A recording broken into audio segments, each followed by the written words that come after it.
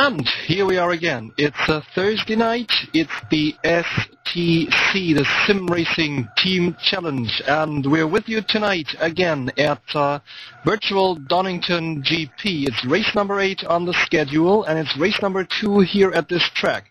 It's the GMT-DHR Racing home track, and we saw the sports race last week. And with me tonight, my trusted crew of helpers, and first of all, of course, super technician and cameraman Jose. Hello, Jose. Hello, Eckhart. Hello, everybody. And also with me tonight is David Garcia, who's also the guy in the safety car tonight. Hi, David. Hello, Eckhart. Hello, guys. And then a new voice for you from the Netherlands, from the Black Rebels team. It's Wido Rosen, also known as Weeds. Hi, Weeds. Sorry, it's not Wido Rosen, it's Vice Visor, of course. Hi, it's Vice Visor. Sorry, mate. Thank you for having me. Mixed up your nickname. No problem. Sorry, Vice. And you will play a big role in about 2 minutes, I've heard. And also with us tonight, but only for the first couple of 5 minutes or so, it's Mikael Hellén of the Black Rebels. Hi, Mikael. Hi, guys. Well, that's the crew and me, and a quick look back at the sports race last week. It was Tim Hogendoorn for the Black Visors having a huge fight up front with Jack Keithley of the GMT-DHR, but Hogendoorn eventually went on to win the race, if I am not mistaken. But tonight it's a different game, and tonight it's a new race. It's the GTPro, the huge, huge beasts. And Jose, put me in the picture. What's up in the broadcast next?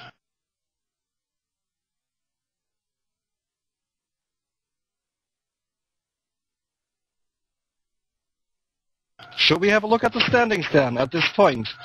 Well, I think we should. Wido, tell us, sorry, Weeds, Weeds, tell us, what about the standings after race number 7? We had a huge battle up front with the Roaring Pipes Maniacs and GMT-DH Racer, but they both dropped the car, lost the car in last race. What's the outcome at this point? Well, GMT-DH Racing took first place from Roaring Pipe Maniacs. They have 271 points at this point, and at 2 then the Roaring Pipe Maniacs with 264. So they took over the first place. And then for third place we have FlatOut Club with 230, and in fourth the Black Rebels with 191. Then in sixth it's your team, Eckhart, the Blue Flag Racing with 182 points, or 128 points.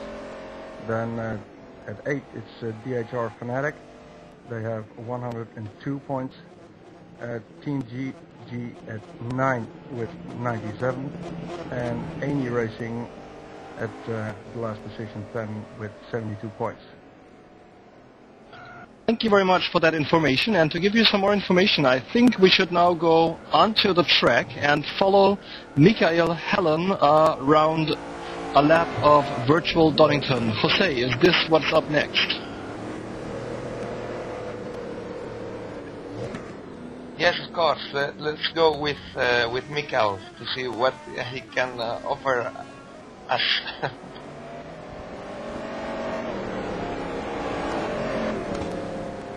And there we have him exiting the pits. Mikael, a word about the pit lane at Donington. Is it very long, very short? Anything special about it?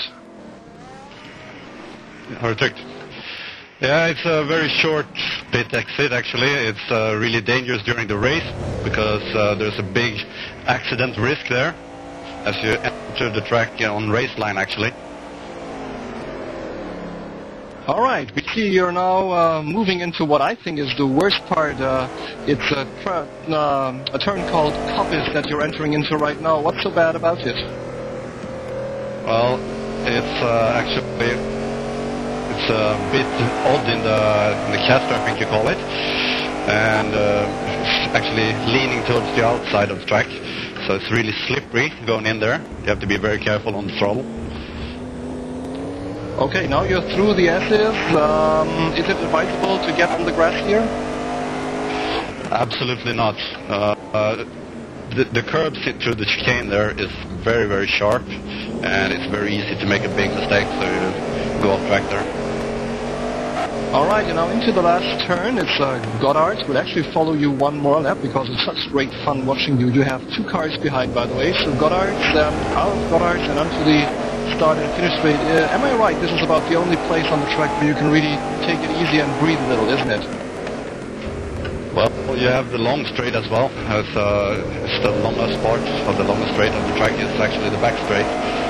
So I think that's the easiest part. Alright, now you're down crater curves. Do you take that flat out, or do you lift somewhere in between? It's flat out in 6th gear, reaching almost top speed down there. Okay, and now into McLean's. You're below the first of the 2 bridges, and also a really difficult one, isn't it? Yeah, you have to keep on the inside. If you miss the entrance to that turn, you're gonna lose some serious time. Alright, and now onto the long straight, past the do-not tire off the do-not tire, so you're quite relaxed now, but now brake zone into S's. Anything special about the braking into the S's? It's the hardest brake point for me, at least, during the full lap. It's maximum speed. You have to go from flat out on 6th gear down to 1st gear, in my settings at least. And, well, it's just a really, really hard braking. But also probably the best place to overtake drivers. Okay, thank you very much, Mikael Hellén, for that information. I thought it was absolutely super, and we wish you all a very good race. See you then after the race, mate. Bye-bye. Bye. And that was Mikael Hellén taking us on 2 laps actually of Donington, and now we are already on the grid, so it's only 2 minutes till we start the opening lap of this race. And Weeds, what's your prediction for the outcome here? Will we see another Roaring Pipes Maniacs victory or another GMT-DH racer victory? I don't know. I think both is possible at this point. We'll see in the next 90 minutes. Okay, and to keep you in the picture while the drivers actually go on the grid now, is I'll give you a rundown of the qualification results. And first in the qualification, and sitting happily and prettily on pole, it's Marcin Skrzypczak of the Roaring Pipes Maniacs with a time of 1:25.58. Second for Team FlatOut Club, it's Mike Simian with a time of 1:25.827. And third, Tim Hogendoorn for the Black Visor Motorsports with 1:25.98. These were the only 3 to actually break the magic barrier of 1:26. Then in fifth, we have Mikko Korkiakoski for GMT-DH Racing. In fourth. In fifth, it's the first of our new team here on the grid, Danielsson Motorsport, Torbjörn Lindau. And then in sixth, Alan Weston for Team Fanatec. He seems to have a little skin problem. You'll actually see him and his Koenigsegg in the skin, in the Danielsson skin, that was came with the original software, so I'm afraid he's showing a default skin at least on most of our screens.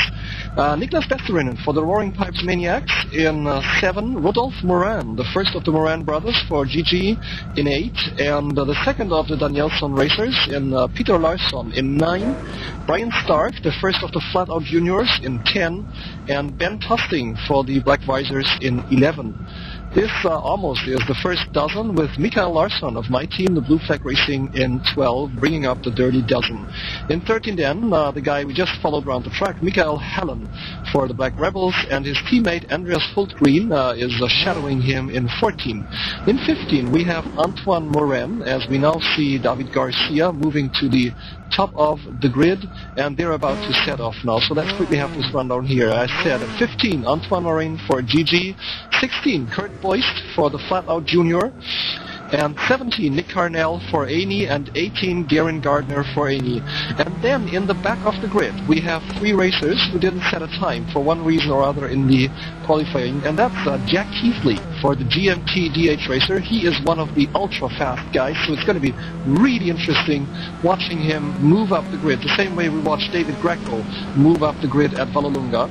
And then another fast guy, Mateusz Marcinowski for the FlatOut Club in 20, and the second driver for the Blue Flag Racing, Mark A. Warmington in 21. All those seem to have had a little problem.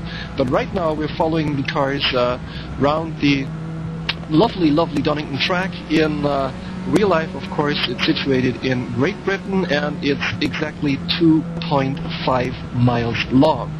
They're now out of into the old out of Starkey's Bridge, and now into MacLean's. Is really, for me, is the first of two absolutely nasty turns here, and then up towards Coppice. That's the one that Mikael told us is leaning a bit out to the outside and not to the inside. So really, yes please.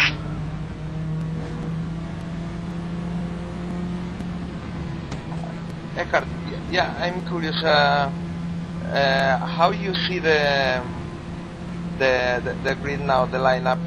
Do you think it will be green flag? Jose, I'm just moving my pointer here through the grid, and everything looks perfectly alright. We have a little bit of moving out now. There's as they go into the brake zone before S's, but I'm sure these are all good guys and they'll sort it out. I see Mark Warmington at the back of the grid, making a little bit of a defensive maneuver there. Somebody braked a little bit too hard into the S's, but everything's been sorted out. They're going down now into the Melbourne hairpin, and they're in the right order, so I think it's a green flag out there. I would definitely say so. It looks great for me.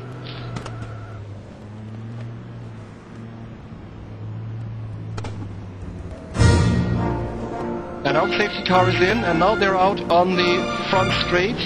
Tim Hogendoorn already eager to start, but now the race is up. Now the race is up. They're past the front, past the finish line the first time, and already Hogendoorn attacks on the inside. Hogendoorn against Simian. Hogendoorn, I think, has moved past. Yes, he has. Simian 3, and then the first of the GMT-DHR racers. There's Korkiakoski in 4. But the guy up front, that's Marcin Skrzypczak for the Roaring Pipes Maniacs, he kept his position. He held on to his position number 1. And it's Hogendoorn in 2, it's Simian in 3. That was a brilliant move there by Hogendoorn. He was really eager to get to the front. And let's see what he can do. We said last time that Hogendoorn is a wizard in the first 1 or 2 laps of a race. And already we have the first catastrophe, and that's for my team, because I just see that Mark A. Warmington had to leave the grid. There must be some technical problem for him, or either that or he's totally missed a turn and banged up the car real bad. But well, be that as it may, here they go into the S's for the first time. Marcin Skrzypczak in front, Hogendoorn in second, everybody taking the curves real hard here. And then already a new guy in number 4, and that's Torbjörn Lindau for Donington Motorsport. Big trouble for Jack Keithley. Sorry, not for Jack Keithley. Big trouble for Mikko Korkiakoski in the GMT-DHR. He seems to have dropped many, many positions. An attack here by Simian on Hogendoorn, as they have not just about finished lap number 1. Little touch there. Hogendoorn has to correct. But now they go down the start and finish straight, and Hogendoorn is still in the lead. Sorry, in position number 2. And Weeds, what's your comment on this maneuver there by Hogendoorn right in T1? Well, actually, I'm looking the live the broadcast on the internet, so I have quite a delay at the moment. Okay, no problem at all, mate. For me, it was a clean maneuver there, going into turn 1, and then just squeezing past Mike Simian, who will be furious about that, losing his well-earned second position on the grid to Tim, and he is really following him very, very closely, and this gives Marcin the chance to pull away a little. Let's check out who is in 4, 5, and 6. In 4, we have Torbjörn Lindau for Danielsson. In 5, Alan Weston, and don't get confused, as I said, by the Danielsson skin here. That's, of course, the Koenigsegg of Fun Attack. And then Niklas Veterinen for the Roaring Pipes Park's Maniacs in 6th. There's no sign whatsoever of the GMT-DH racer who was in position number 4, and that's Mikko Korkiakowski. Weeds, have you got any information on his position at this point? On Mikko. Yep, Korkiakowski. It looks like his last lap was a 1:36, so I think he had made a mistake. Looks like it, doesn't it? If he lost like 10 seconds or so, maybe there was a problem somewhere. Maybe he lost the line somewhere. Sorry, I couldn't see it. It wasn't on my screen. And the field is really stretching out a lot here. We have Hogendoorn in 2, followed by Simian in 3. That's the closest, at least, at the front so far. We have Marcin moving a little away from these two. And it looks now as if Hogendoorn can also pull a little away from Mike Simian there. And then we have Torbjörn Lindau following them handsomely in his Corvette, and also the Fanatec racer there, Alan Weston in 5, being able to follow Lindau. But other than that, I think the field is beginning to stretch out just a little. So, David Garcia, you were in the safety car. Anything you noticed on the lap? We saw there was a little problem breaking into the S's. Could you see in your rear view mirror what was going on there? Well, I was with all my attention to the pack, checking it was okay, but I think it was only some seconds, but the rest was okay. Okay. And I'm sorry to say again, David, we seem to have a little problem with your microphone, which worked perfectly in the warm-up, but which now is back to its state where I have real difficulty understanding you. So in case the viewers also couldn't quite understand, what David said was that from his view, everything looked fair enough, everything was in order there, and so he didn't quite realize there was this trouble before the S's where there was a little bit of a pile-up there, but I don't think they really touched the cars. I think they were just very, very close. So, Jose, which car are we following at this moment? While I've been chatting to David, I've basically lost where we are. Can you tell me, please?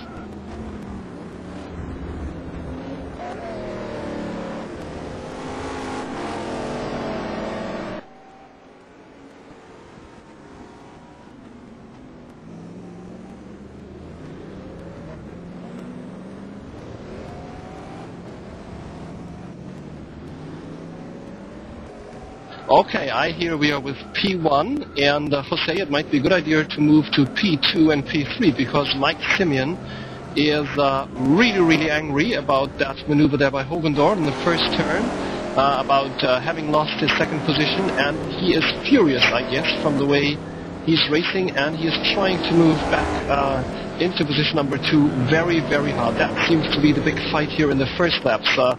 Lindau and also Weston hanging back a little, I think just watching what's going on up there, trying to keep the pace, but Simian is really pushing some very aggressive lines here and trying to get a hold on Hogendoorn. You know, it's interesting because in the sports race it was Hogendoorn who was pushing Jack Keithley to the limit in the first 10-15 laps or so, and then managed to slip by. We didn't catch him on the screen though, but later on said in the forum he just managed to get a good run on him in one place or other, and then managed to squeeze by. So let's see if Simian can do the same here tonight. But let's not forget, it's not the fight for position 1, it's the fight for position number 2 and number 3 that we see here. It's Simian following Hogendoorn, and we have Marcin Skrzypczak for the Roaring Pipes Maniacs up in front. And the Maniacs are out to take back their position number 1 in the overall standings. That's the way I see they're going about the business here, and from the results we have at this point, they would be able to do so.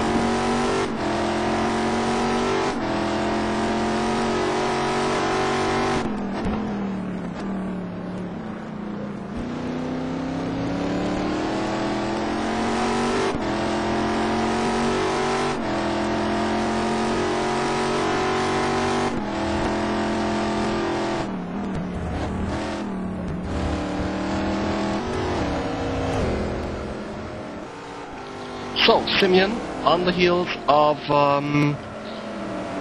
Hogendoorn, and it's also a battle here of two different car concepts, isn't it? It's the Audi R8 versus the Black Visors. They're feeling the virtual muscler, so really two very, very different cars here, very different virtual cars. Let me tell you from my experience, which is not really the best kind of measure, of course, not being able to do what these guys are doing, but also the feel of these two virtual racers on the track is totally different. We see Mike Simian here cutting a lot in the S's, but well within bounds. But you should be warned, you can easily get a little note there from the virtual marshal saying you should not do that, and those of you who play the game know that after 2 or 3 of these warnings you're in for a stop and go.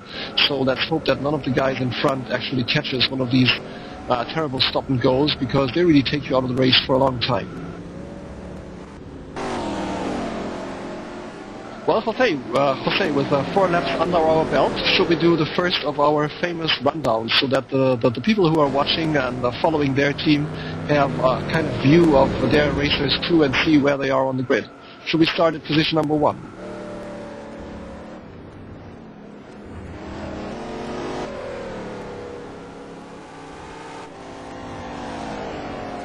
So, we're on P1, I hear, and it's still Marcin Skrzypczak for the Roaring Pipes Maniacs. He's had a brilliant start. He saw in his rearview mirror how Hogendoorn squeezed past Simian, and I think he now clearly is in a little advantage, because these two are having a close fight, where else he has a lot of free virtual gray space in front of his nose of the Koenigsegg here, of the Roaring Pipes Maniacs Koenigsegg, and that gives him a huge advantage over the other two.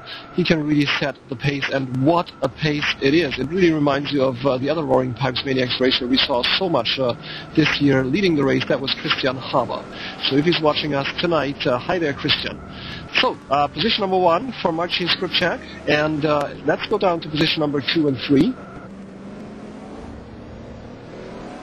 Position number 2, just out of Goddard's, it's Tim Hogendoorn. And position number 3, still following him closely, it's Mike Simian. This has been going on now for 5 laps, and it's really the biggest battle, at least here at the front. But let's go through the grid and see what else we have on the grid further down the line. In position number 4, as I said, the first of the new team, the first of Danielsson Motorsport Virtual, Torbjörn Lindau. We had a really interesting interview with one of the team last race. Thank you very much again for this. And they sent me like loads of information about the team, about the driver, about the sponsors, and guys, sorry about this. I thought I would be racing tonight, so I left it all in the office, and there it sits prettily on my desk. I'll tell our viewers everything about the team, all the information you gave me, which is very much appreciated, next race. Sorry about that. I thought I would race tonight. We just got in a reserve just in the last minute, so I could do the commentary, but sorry mates again. It's Torbjörn Lindau here for Danielsson Motorsports Virtual, and I see behind him a huge battle. Position number 5, Alan Weston, and he is defending against another Koenigsegg. He is defending against the Roaring Pipes Maniacs racer Niklas Veterinen. And now they touch for the second time. Veterinen now on the outside. But let's not forget the next turn is a left-hand turn. So the Fanatec racer, ooh, he went a little wide, he's sliding, and now he's on the inside again. That was some marvelous driving there by Alan Weston. Absolutely brilliant, but now it's Veterinen who's on the inside, and he's about half a car length in front. Going down the straight, now into the next turn, and Weston pushes past. An amazing maneuver there. Both have to go across the grass a little, and now they're down into the Craner curves. Turn number 2, turn number 3, and then moving into the old hairpin. Whoa, really going here, sliding all over the place. Adam Weston in the Koenigsegg for Fanatec, and followed at the moment with a bit of a safety distance, I think, by Niklas Veterinen. He really doesn't want to be involved in too close a fight with this guy. He's really stretching the car to its limits, I think.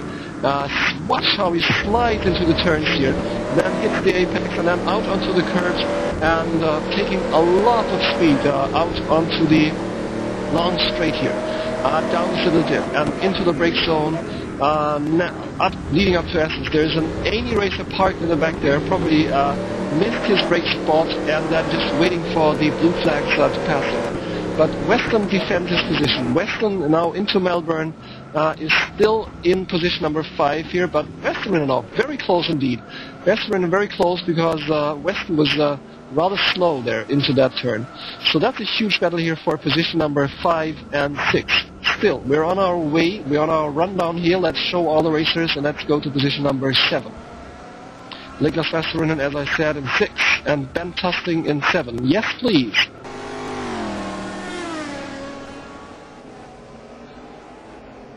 Yes, I can. No, I just want to say that now we were watching Niklas, that from RPM team, that they tell me that this is the first time Niklas is racing with a non-open wheeler car.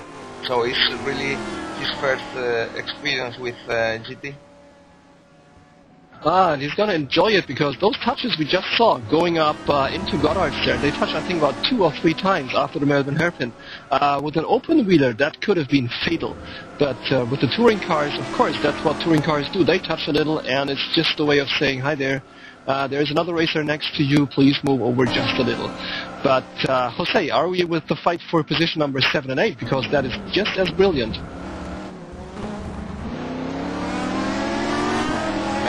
Yeah, I think so. I think we're moving. Here we are then. Now actually now David Garcia has the control on the broadcast. So I should ask David. Okay, if we are with 7-8, we just saw a brilliant maneuver by the GMT-DHR racer Jack Keithley, who started, let's not forget, in position number 19. And we just saw him moving up to 7. That's a dozen positions in about 8 laps. Figure this out. I mean, that's sometimes 2 positions in 1 lap. And he just passed the Black Visor Motorsport racer Ben Tusting in another one of the beautiful musclers here. So the GMT-DHR racer, Jack Keithley, on his way up the grid, and they're going to need all the points they can get, the GMT-DHR racers, and he's going to try to move up even further. It's Keithley in 7, it's Ben Tusting in 8, and a little gap behind them. And it's the second of the Danielsson Motorsport racers, Peter Larsson, in position number 9. Second of the really beautiful dark green and black Corvettes that they field. They also field the Corvette in the sports class, so let's wait for that design for next week. And then behind him, another Larsson, Mikael Hellén. I mean, we have like 3 Larssons in our blue flag racing teams. Together with Peter Larsson, we could field the whole Larsson field here. 4 Larssons on the grid, but 2 following each other closely. That's position number 10 for Mikael Larsson. And from here, thanks Mikael for being our reserve driver tonight and for taking over from Christopher Larsson. And position number 11, Brian Stark for the FlatOut Juniors. And he is followed by the second of the GMT-DHR racers. He is followed by Mikko Korkiakowski, who must have had some serious problems in the first 1 or 2 laps because he dropped from position number 4 on the grid to this position number 12. We now see him attacking, going into Goddard's, and he's passed. He has definitely passed there. Brilliant move by him, very well executed, very nicely done, and no chance at all for the Fanatec Junior to defend his 11th position. So Korkiakowski always on the way up the grid, just like the other GMT-DHR racer before him, that was Jack Keithley. So position number 12 for Brian Stark. Position number 13, the first of the GG races, Rodolphe Morin. And boys, wherever we go on this grid, there's fights, there's battles going on all down the grid. Really don't know where to show, what to show you first. It's Rodolphe Morin for GG and another Koenigsegg. And he's followed by Marcin. Oh, and a slide there by Marcin Skrzypczak off, and he hits the wall real hard. He gets back on the track. And he has sustained quite some damage to the car front right. looks all dented, so let's hope that virtual racer is still manageable. These, especially the GTPro, once they are really dented, they can be absolutely awful to race, and they can swallow their tires like nothing. So that put Mateusz Marcinkowski down a couple of positions down to 16. So David, if you're still with me, I think we should now move up the grid a little to see who actually passed him while he was having this slide.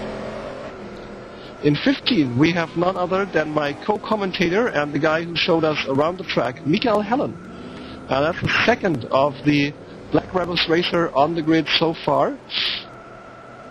And in 14, it's also one of my co-commentators, Andreas Hultgren, in the first of the Black Rebels races. So they're doing their team thing again. We often see the Black Rebels side by side on the grid in the race.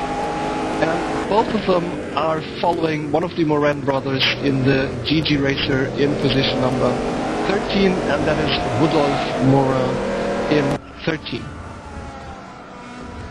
So, we're pretty much down the grid now. We've seen 13, we've seen 14, 15, and 16. Let's check out who is in 17 before we go back to the top. And in 17, we have the, I think, only remaining ANY racer on the grid. It's Darren Gardner. We just saw Nick Carnell leaving. We just saw a little note on the screen telling us that Nick Carnell has actually left the server, and I suppose that was the ANY racer that we saw parked at the end of the long straight, so there must have been some problem at his end there, and he had to leave the race, so that's 2 cars already out here at Donington Park GP.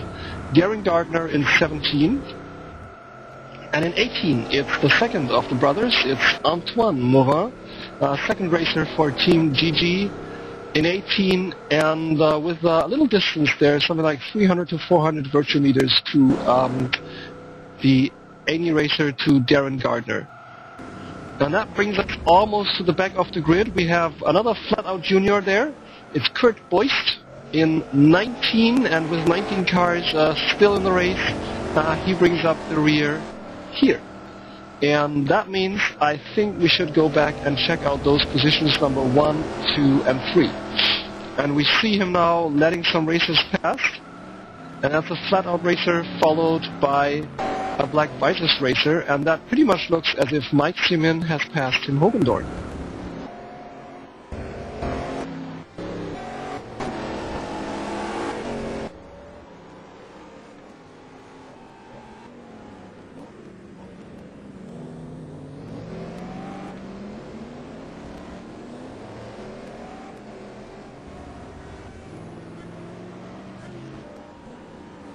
Okay, following Mike Simian, following Mike Hogendoorn, let me tell you that Marcin is of course still in number 1, but let's concentrate on this battle here. Simian seems to have slipped past. He looked like somebody on a really aggressive line there, following Tim, and he must have found a little bit of space somewhere to slip past. And while we were going down the grid, they're giving everybody their airtime they deserve, he has actually moved past Tim Hogendoorn. And let's follow them a little to see if Tim is able to follow him, or if Mike can actually put some distance between him and the Black Visor racer.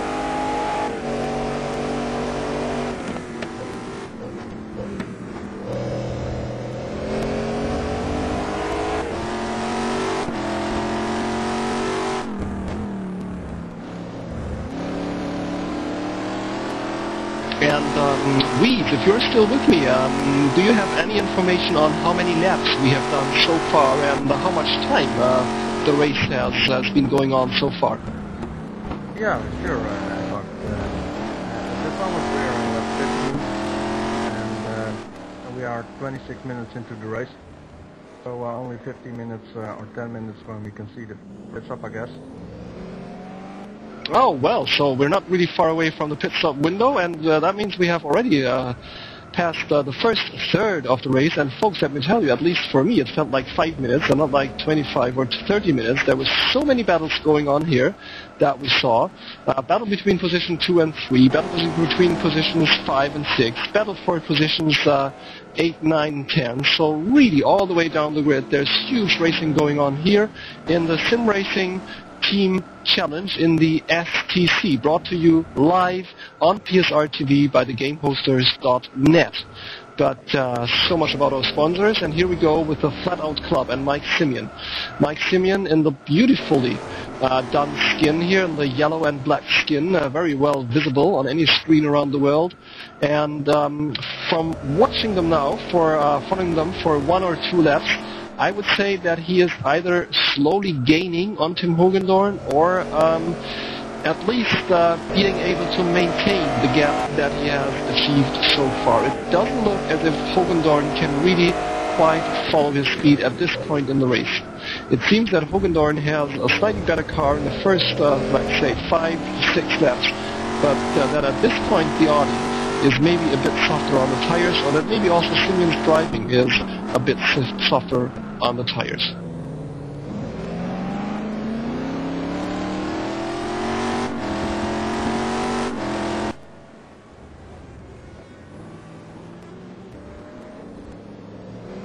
And Jose, do we have any news from the people who had to leave the race? Any news on why they had to leave? Was it like technical problems, or did their virtual rides falter, or any news there?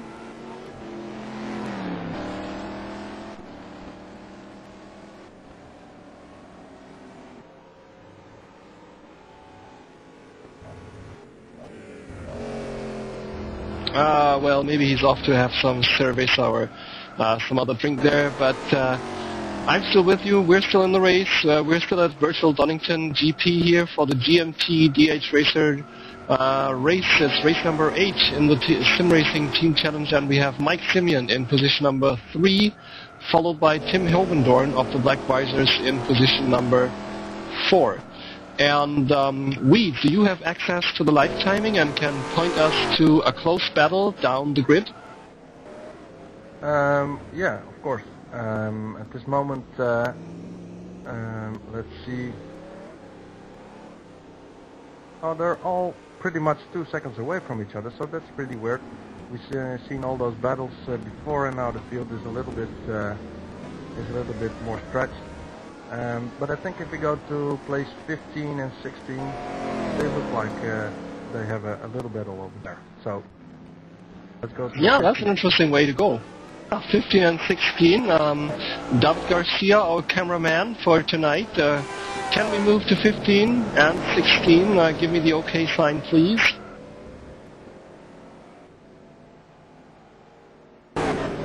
Thank you very much. We're heading there. That's great news for me. So we're heading there. We're heading down the grid. Hogendoorn, Lindau, Veterinen, Keithley, Tusting, Weston. He has dropped a couple of places. Corky Akoski is still stuck in 9th. Mikael Larsson in 10. Stark, Hultgren, Hellén, Larsson. And then Rudolf Moran in 16. And Mateusz Marcinkowski in 15. And Peter Larsson for the Donington Motorsport in 14. That is indeed a close battle. Thank you, Weeds, for pointing us that way. As we follow Mateusz Marcinkowski here, down the grid, he's of the FlatOut Club 2. They have the racer in position number 2. They have the racer in position number 15. And we saw him just doing a massive slide off the track, but it seems that he has recovered handsomely, at least from what I can see. There's the front of the car all banged up. But at least on the right-hand side there, it looks pretty weird.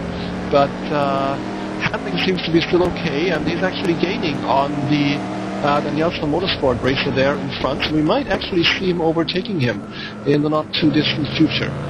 Rudolf Morin falling back a little. It doesn't seem as if he can quite follow the pace of the FlatOut racer at this point in the race. So let's concentrate. And there he's passed. There he's passed already. He's passed Peter Larsson, so definitely the FlatOut racer Mateusz Marcinkowski is quite fed up with the maneuver he's done before, with losing control of his racer, and now he's really jumping across the SS here, and he's back up in position number 14, so he has gained at least some ground, and now he's moving towards the 2 Rebels Audis. Let's see what he's doing about those. But let's move to the Rebels. Why not? They're pretty close to each other. Let's move to position number 12.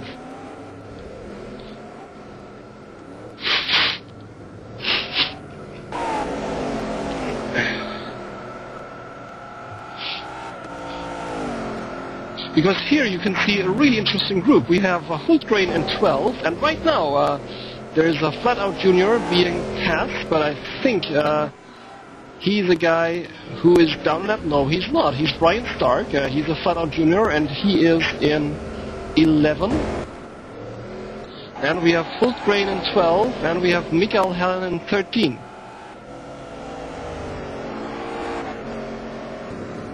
And there's a blue flag racer going off the track, something that of course I don't like to see at all, and we have the Black Rebels slugging it out here. We have Mikael Hellén defending his line, going into Coppice against Andreas Hultgren. Very close racing here by the two Black Rebels, but I assume they're on TeamSpeak together, and I assume that they know what they're doing. There was a blue flag racer going off, could only have been Mikael Larsson. I think that was in the run-up to Coppice, if I'm not mistaken. He got stuck out there in the kitty litter, so let's hope he can pull his car back on track and continue the race. Otherwise, it's a dark black night for the blue flags. And now Hellén is running wide, apparently in an attempt to let Hultgren back up into the top position. Maybe Hultgren is the attack dog here tonight, and Hellén is the guy following him, but we don't know. From the back, we have the FlatOut racer moving up. We have Mateusz Marcinkowski closing in on the two Black Rebels racer here, so there's lots of action coming to you folks.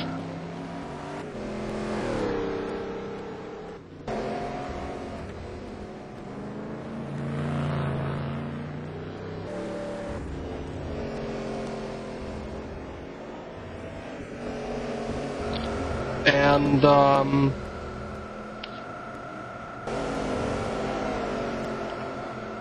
while you were following the Black Rebels racers, let me tell you that the pit window has opened. Kurt Boyst is in the pits right now for the FlatOut Juniors, and Mikael Hellén sits still in 12, and Andreas Hultgren still in 11.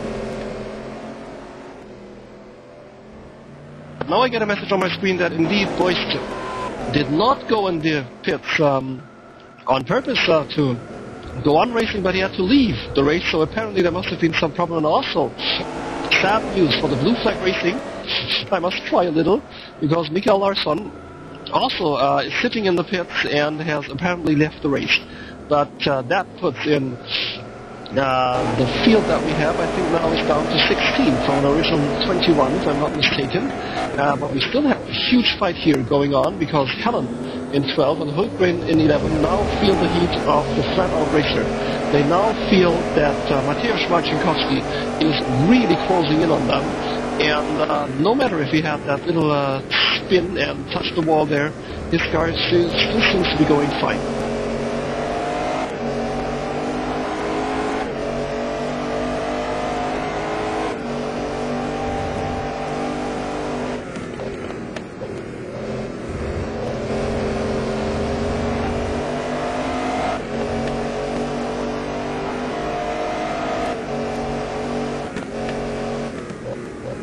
Marcinkowski, he's watching, he's waiting for the right time to get past, but I don't think he'll wait for very long. If you're one of the racers who dropped down the grid, who had a problem, you're really eager to move back up. You're in no position to wait for a long time.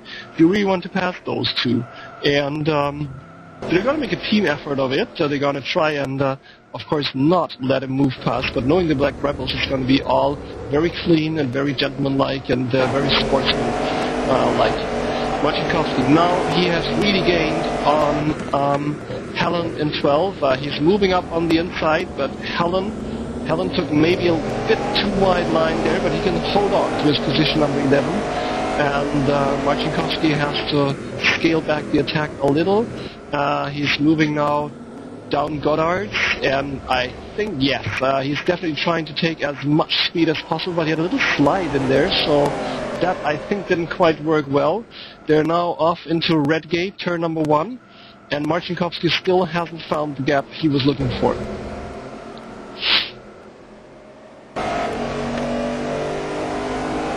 Weave, you're a Black Rebel too. Are these two on TeamSpeak? What do you think? Will they be discussing, well, not really discussing, but shouting strategy at each other at this point, or will they have their TeamSpeak turned off? No, I think they have some strategy. I think at every step they are changing it.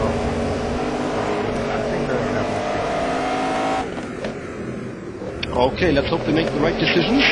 Now out of coppice again and down on the long straight, and the S seems to be where the FlatOut racer really has a little advantage. He's able to cut the second part of the S's very handsomely and still keep in control. And he usually takes a lot of speed out of the S's with him, but just as I said, this didn't work out this time, and Hellén clearly takes the defensive line here, clearly trying to make it difficult for Marcin Skrzypczak to move past. Yeah, some great racing, and we see a lot of white smoke coming up from one of the racers in front there. Probably not a maneuver that he wanted to do. And now we see Marcin Skrzypczak. No, I thought he was going into the grids, but it was a wild slide by him, powering out of that turn, out of the last turn. He lost control of his right for a little, and that gives Hellén some breathing space.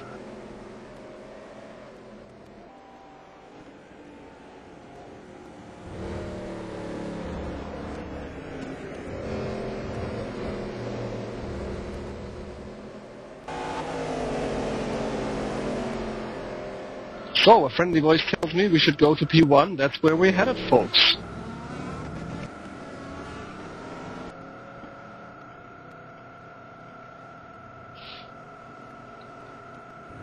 And here we have P1, Marcin Skrzypczak. He's been sitting pretty up there for the whole race, actually. Grabbed the pole in with a really great time of 1:25.58. Had a good start. Watched Hogendoorn and Simian slug it out in the rearview mirror, and gently pulled away. And now he's still in the lead.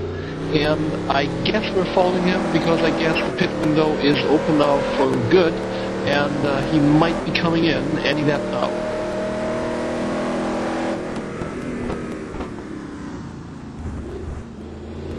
And of course we're following him because any race leader deserves some airtime, of course. He's the dominant guy here. The Roaring Pipes Maniacs, again, have fielded a very, very fast racer. They don't only have Haber, they don't only have Vinari, they don't only have, the list is just so long. They have Kevin Usher. They have plenty of fast guys, and they also have Marcin Skrzypczak. And he's doing a brilliant job here. Again now down the start and finish line, and Weeds, can you give us an update? What lap is he on now, and how much time have we spent in the race so far? At this point we're in lap 24, and we're about 40 minutes.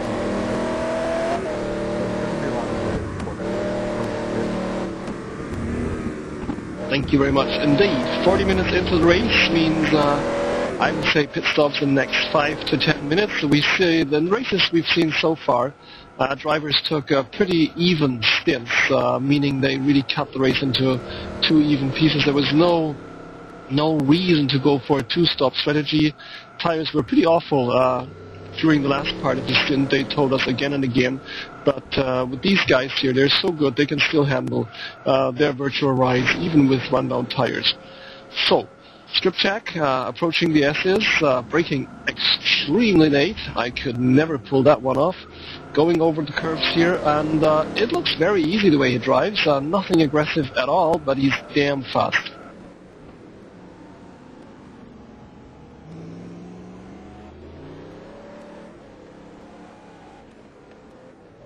So, we've seen different styles of driving tonight, and Weeds, would you agree that if we see very smooth lines and kind of very controlled racing, these are the really fast guys?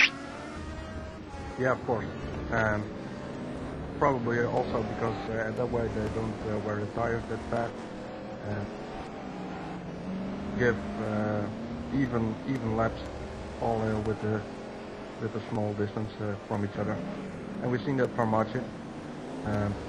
In the first part he was pretty quick, with 1:26.7 as his best lap, and now he's driving 1:27.9, and he's doing that for the last 4 or 5 laps. So I think he's pretty consistent, and that's the power of the game, I think. Yep. And what I notice is that it's really, really difficult because breakpoints change, do they? Your virtual car gets lighter, the tires get worn down, the track conditions change, if I know this correctly in this game here. So you can't always take the same breakpoint all through the race, can you? No. It's probably for me it feels like every lap, especially when your tires are getting a little bit worn. You have the feeling that every new lap you have to find a new braking point. So, but that's my problem. Probably Marcin and Mike Simian and that kind of guys don't have too much problems with it, but I have. Yeah, so do I, and it seems that every single lap I missed the break point at a new point. You know, the point that was a good point last lap is definitely not a good point this lap, and you realize that always just that tenth of a second too late as you miss yet another turn. Well, but these guys don't. They stay on their lines, right? But we've seen a little slide here by Skrzypczak, so it might be that he's wearing down his tires, and it might be that we're in for a pit stop in this lap or the next lap. Some of his lines now don't look as fluid and as easy as they did before. I also saw him in Goddard's taking a strange line on the outside. I always thought he was going in. I always thought he was preparing his pit stop because pit stop entry is just right after Goddard's. Really quite difficult to take actually because you have to move all across the track to get in. And now he's into Coppice and the car is jumping a little bit around the track, isn't it? So that happens also if your tires are worn down. The car gets kind of itchy, kind of touchy, and more difficult to handle. And I think he's now closing in, about to lap the guys who bring up the rear on this grid. It's the GG Racer there and also an Aney Racer, and I think they're in position 16 and 17 at this point. So if he doesn't pit in now, he might lap these two in the next lap, and then he would have started lapping for good in this race.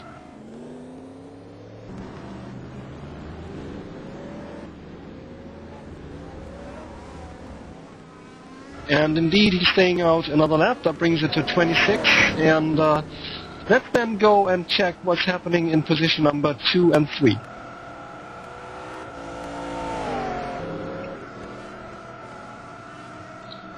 And we see, in fact, that Mike Simian has pulled away a long distance from Tim Hogendoorn. That, at least to me, comes as a bit of a surprise.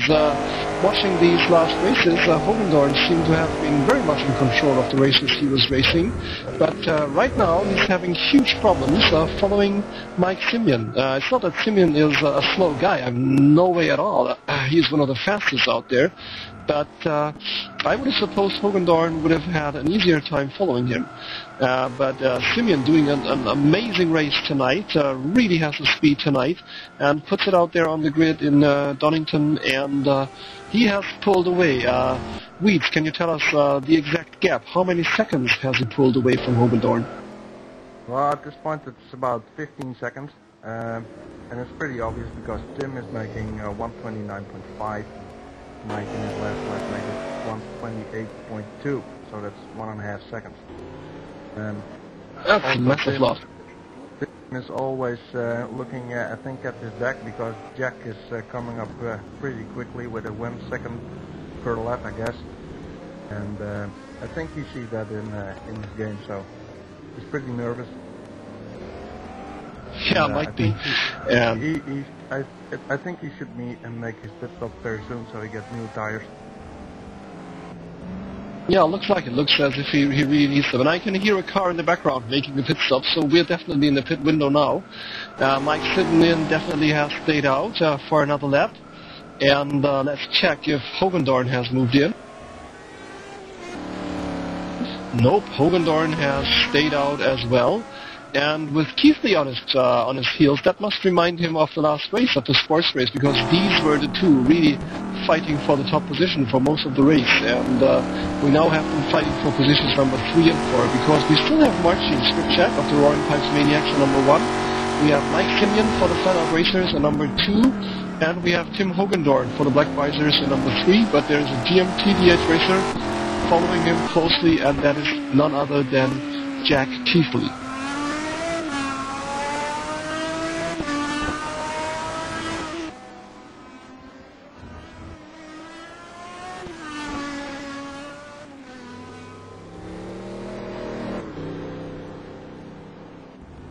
And Keithley, as you can see here, as he goes down the straight and breaks into the S's, He has about, I would say, about 45 seconds on Tim Hogendoorn.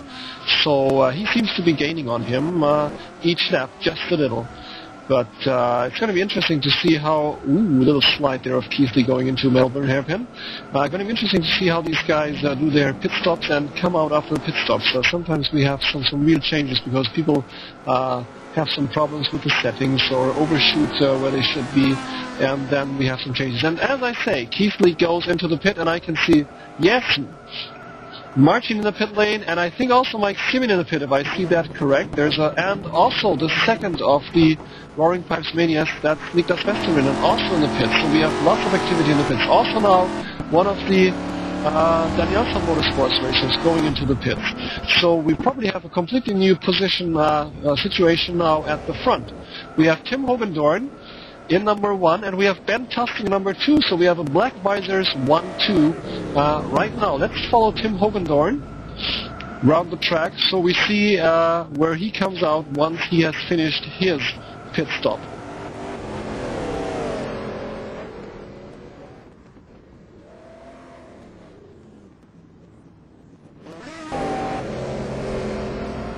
And I've heard we should go to P3, and that's where we are. Marcin Skrzypczak exiting the pits, and as I told you before, lots of stuff can happen in the pits, and this time it was Mike Simian who apparently did the perfect stop, and he has now closed the gaps to Skrzypczak, and he is indeed about to fight Skrzypczak. He is indeed about to look for an opening, and we know that Simian has passed Hogendoorn, so he knows what he can do at this track. He's now hopefully not, no, definitely not, attacking going into Coppice. That would be sheer madness. But he's waiting for his, and he's now in the slipstream. He must be. Let's see if he can do anything going into the exits. He's moving out, but he's pulling back again. And it would be foolish to waste the race here with fresh tires out so closely after the pit stop, which must have worked magic for him, or there must have been a problem with Marcin's pit stop, because he used to have a huge gap, like 10 to 15 seconds on Simian, and now it's down to maybe a half a second here that we see. That's the first lap we have seen after the pits, and Skrzypczak seems to have found his rhythm again all through the last lap. He seems to have been in trouble, but now I suppose he's back in the rhythm, and he's back also in position number 1. Yeah, because Tim Hogendoorn is in the pits. I just hear it on my phone. Thank you, David. And Tim is in the pits, and we have Skrzypczak back in 1, but it's Simian really, really close in 2. That's a completely new position, and that's going to be really interesting to watch as the race progresses. We also have a new position number 3. It's Donington Motorsports, Torbjörn Lindau in position number 3. So that's a great position for them to be in. First race here in the series. And we have Tim Hogendoorn out of the pits and into 4th. So he's down 1 place, but I suppose Lindau still has to do his pit stop.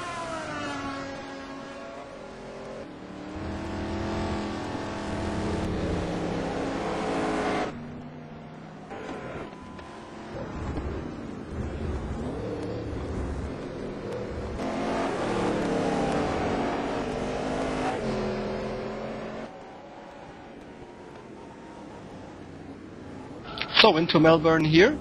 That's the part of the track that was added to have the full race length for the MotoGP. 2.5 miles is what they need, and 2.5 miles is what they got. And now back on the original track that was already featured in Toka 1. Those of you who've been around playing computer games for a long time, remember Toka 1? Great race game that was. And also Toka 2, which I liked even more. And the Donington was in those games a long, long, long time ago, it seems. Oh dear, it was a world of blocky pixels, wasn't it?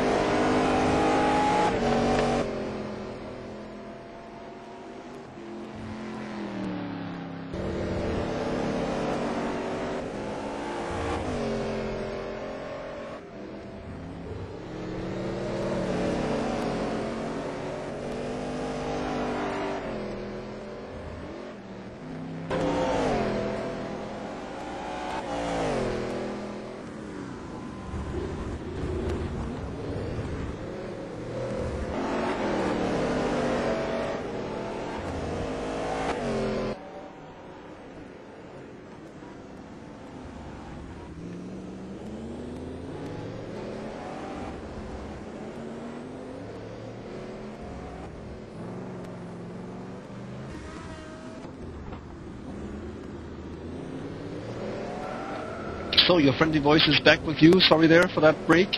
Battling the old hay fever in between. I've worked my way through a whole pack of tissues so far. I hope it's not disturbing you too much. And I try to make it as discreet as possible. Well, we're still following Marcin Skrzypczak here.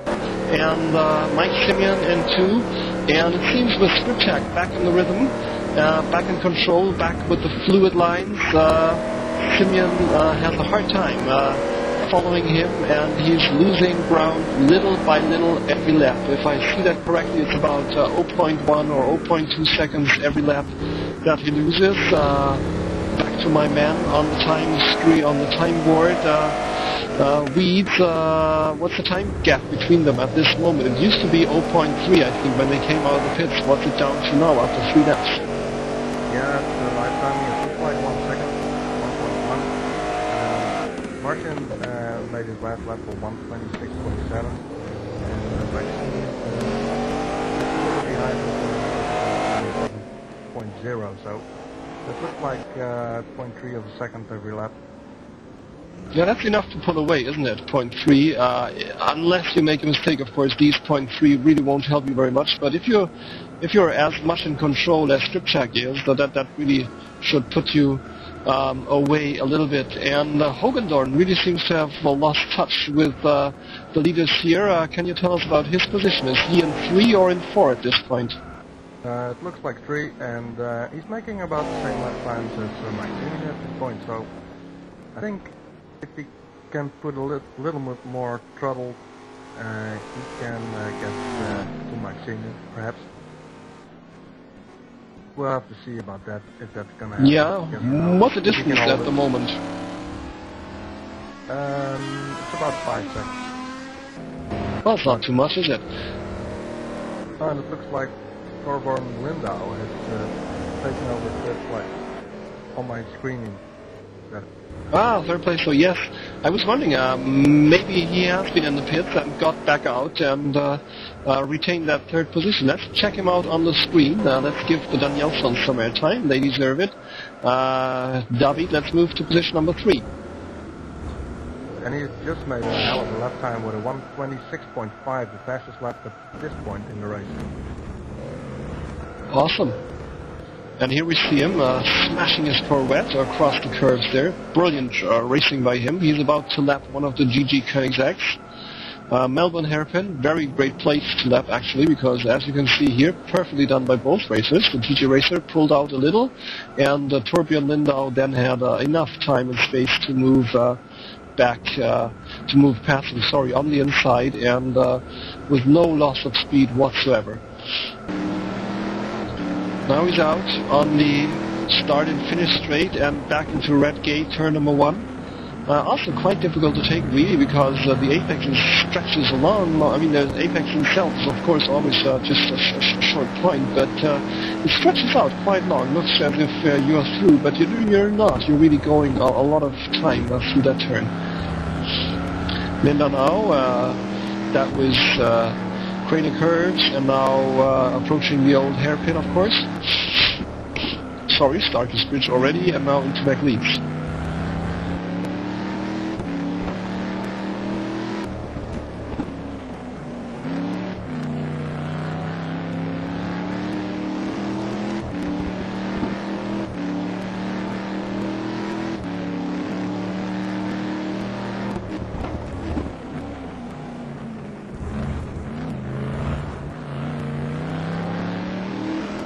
And aren't they a brilliant addition to the STC? They fit in perfectly here, Donington Motorsports.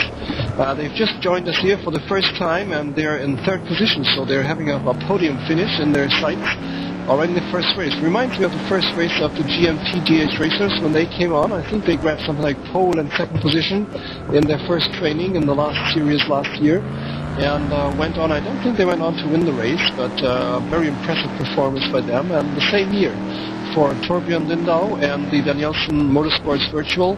He is in position number 3. He was 5 on the grid, so he has gained 2 positions. He has passed Hogendoorn, and he has, of course, passed Kosti, who has had some trouble in the first 1 or 2 laps, and now finds it difficult to move back up the grid, I suppose. And we can see that also the Black Rebels have been split. They used to be running side by side. On the background here I can see that Mikael Hellén and Andreas Hultgren have been split. What are the position speeds of your teammates at this point? Well, Andreas moved up to the 10th position, and Michael is still on P15 at the moment. Whoa, P15, that must have... Yeah, he made a mistake somewhere, I guess. Yep, looks like it. I mean, he lost something like 3 to 4 places there, so he must have had some trouble somewhere. Or maybe some problems at the pits, some problems with the settings or something. Could be as well, of course.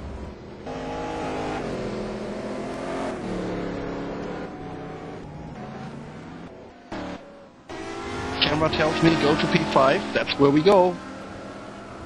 Tim Hogendoorn in 4 and Jack Keithley in 5, and don't they know each other? Keithley now. They're going into Melbourne. Hogendoorn has been defending with everything he has, and Keithley at this point seems to have the much faster ride in the virtual Aston Martin.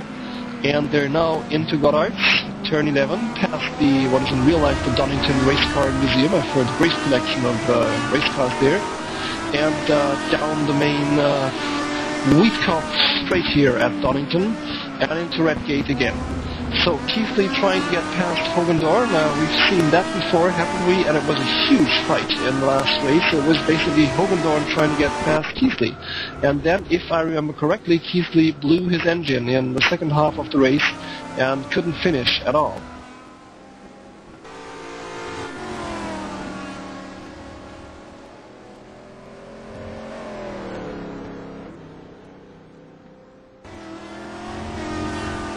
So, very often in this tournament, we've seen Hogendoorn attacking, we've seen Hogendoorn moving past. Right now, we see him defending. It must be quite a new experience for him, poor chap. But I think he's doing perfect. Not a single unfair movement by him, just following his lines and moving out just a little as he goes into the brake zones to fend off Jack Keithley.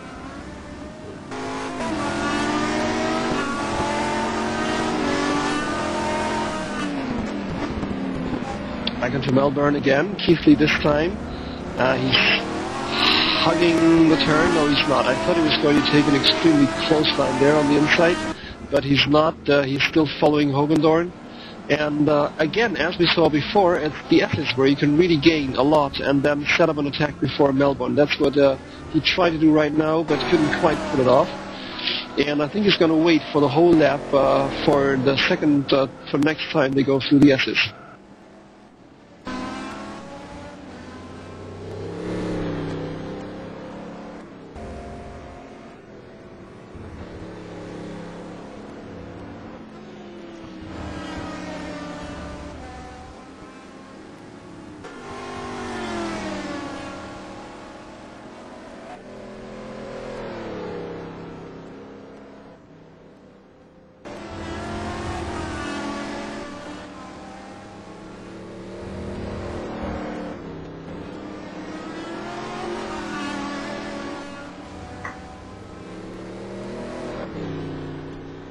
And here they are. Again, approaching the S's. It's Keithley who is much faster going out of the S's. Let's see what he's doing this time. Across the curves, and yes, again faster, but ooh, he very narrowly misses Hogendoorn here. I hope they didn't touch, but I don't think they did. So that really spoiled the attack for him. Very difficult for him to actually gauge how much speed he can take into the S's, because Hogendoorn seems to take a more careful approach to the S's, being wary, I guess, of cut warnings there, whereas Keithley really takes out his ride over the curves massively, and then also has a very unstable exit. Gives him a lot of speed if it works right, but this time I think it was really Hogendoorn who was in the way there. Of course, it was none of his mistake. It would have been all of Keithley's mistake if they had crashed, but he just managed to get back on the track and not lose it up there on the grass.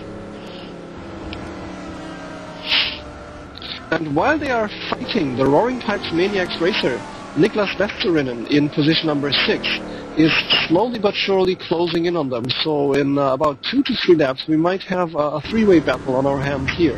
And also, there's a GT racer about to be lapped, which they're doing now, going into... And Keithley tries to take advantage of the situation, of the lapping situation, but Hogendoorn managed to fend him off once again. Great move there.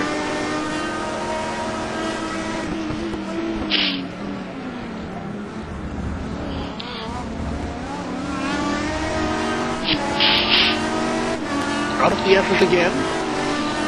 And now he's very close into Melbourne. He attacks on the inside. This is the attack by Jack Keithley. He's still on the inside. Hogendoorn has to take a wide line to not touch him, but he manages to stay in front. Ooh, that was close. And now Keithley, maybe he tries again moving into Goddard's. He does. He is on the inside and he's passed. He's pulled it off. He is passed indeed. And Hogendoorn probably will fight back in T1, knowing the kind of racer he is. And look at Keithley. Look at the defensive line he's taken. He is really on the inside now. Can he pull it off? Hogendoorn on the outside. I hope they're not touching. They're in Redgate side by side. They're out of Redgate side by side. They're into Craner side by side. What exciting racing here, folks. But now Hogendoorn has to pull back a little to avoid a touch there. Through Craner. Now under the bridge. That's Briggs Bridge there. Going into turn 6 and 7 now. McLean's up next. Hogendoorn very close. Very close. He's not going to try anything in copies. He's much too great a racer to do that. That would be just simply wouldn't work. But ooh, he has a quite bad exit there. A bit too wide out, and in no way he's going to attack Keithley in the S's or in Melbourne. If Keithley takes the S's correctly now, he could put some distance. And now Hogendoorn cuts like mad. And Veterinen cuts, trying to get into touch with them. Into Melbourne now.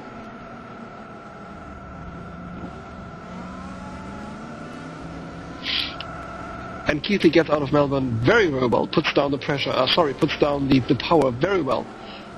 Into Goddard, sliding a little.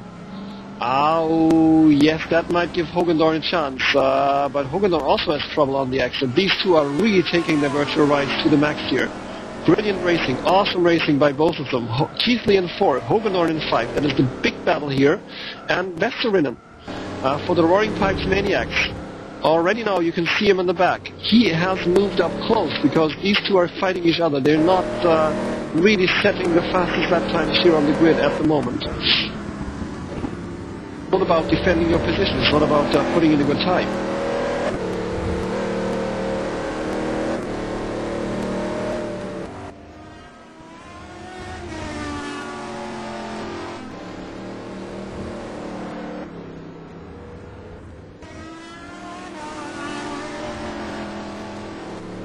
Great racing there by both of them, very much in control, both of them.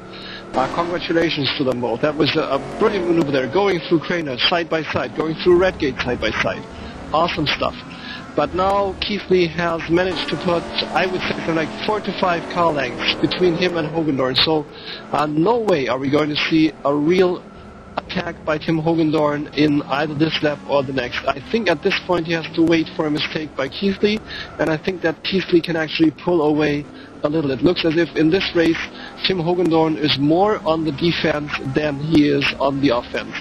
He started out in position number 3 and now he's down to 5.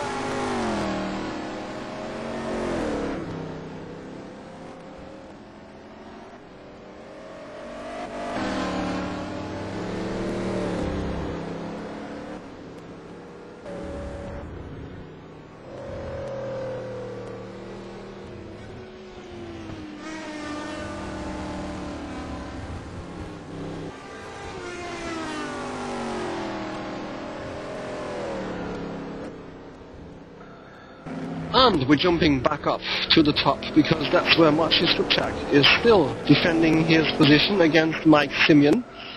It looks as if Simian has kind of solidified his second position. It looks as if he's not getting very much closer, but also he's not losing very much ground. They seem to be putting in virtually identical lap times here.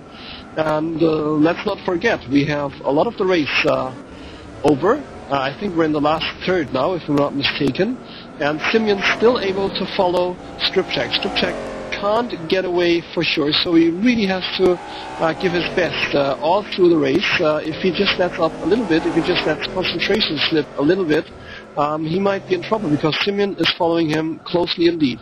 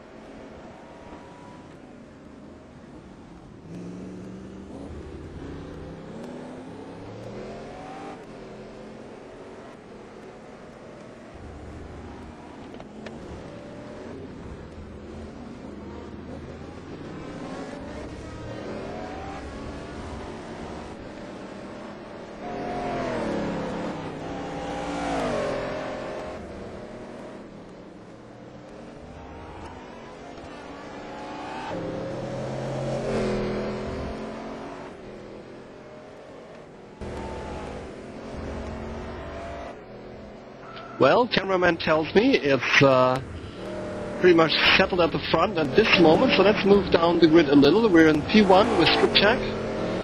We're moving to P2, Mike Simian for the FlatOut racer. An absolutely brilliant performance, outstanding performance by him tonight. Torbjörn Lindau for Donington Motorsport on their first outing here in the Sim Racing Team Challenge. They're on the podium, at least at this point, and it looks as if it can, there's nothing really that is going to take that podium away from him other than bad luck from what I can see. Jack Keithley in 4.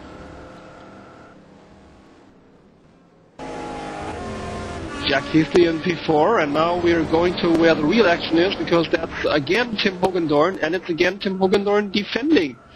So many races we've seen Tim Hogendoorn attacking and moving past, and today we see him defending all the way. He has his hands, he has his work cut out tonight for him.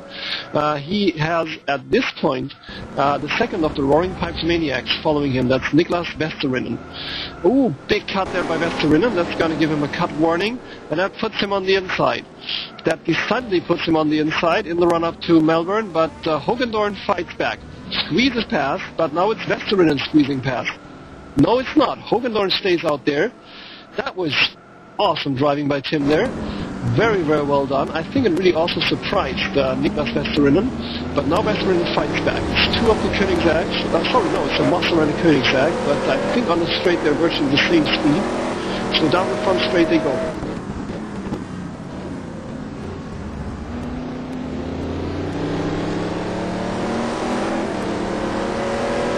Brilliant maneuver there by Hogendoorn. Just as it was passed, attacking back on the inside, and it has given him another lap in front of Niklas Veterinen. And probably Veterinen was happy he was in a GT car at that point. Would have been a really much closer thing to do with an open wheeler. That's what we heard he's usually playing, open wheelers, so must be kind of a big change for him, but at that point he must have been quite glad not to have any open wheels that could tangle and mess up his race there. Into Coppice, awfully close, and I suppose we see action again in the S's.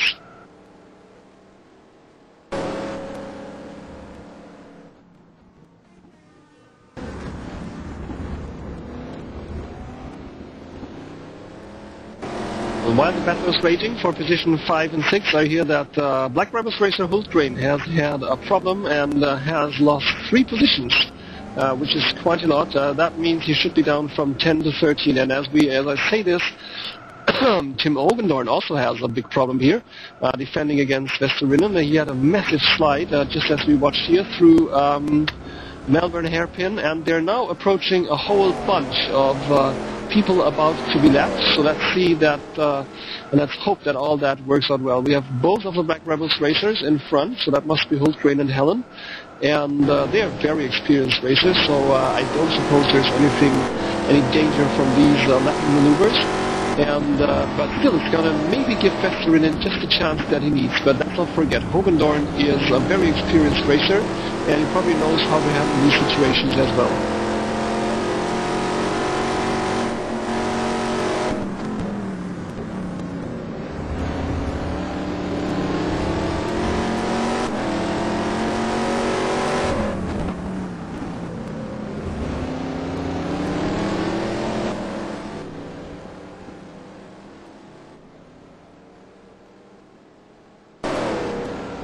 Again, approaching the S's, and we have 4 lapped cars actually in front, so that's going to be a bit of a hassle going through them. And here again we see Veterinen cutting a little, touching the curves, and Veterinen very, very close. Now moving out for the attack as they approach Melbourne, and Veterinen is definitely passed.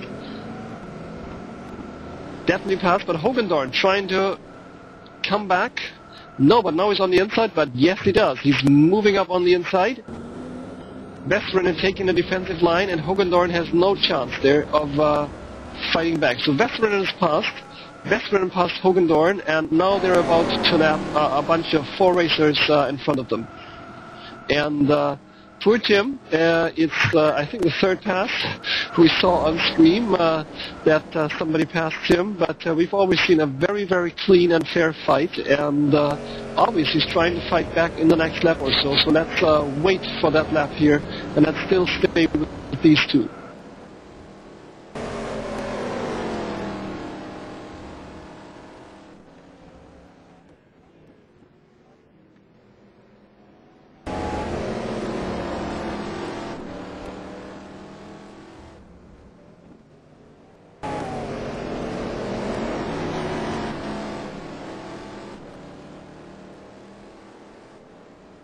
Yeah, things are really happening fast here. Hogendoorn not able to put in that counter strike, that attack back on Veterinen. First of the lapping maneuvers we just saw here, but I hear we should go to position 1 and 2 because Simian has moved up very close to Marcin Skrzypczak. And cameraman, are we with Skrzypczak and Simian?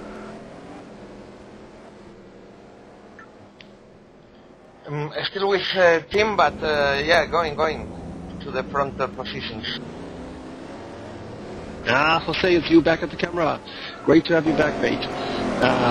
Thank you, David, for doing the camera most of the race, but now we're again with cameraman Jose Estrada, and he's moving us to position number 1, Marcin Skrzypczak for the Roaring Pipes Maniacs, who has been the race leader for actually throughout the race.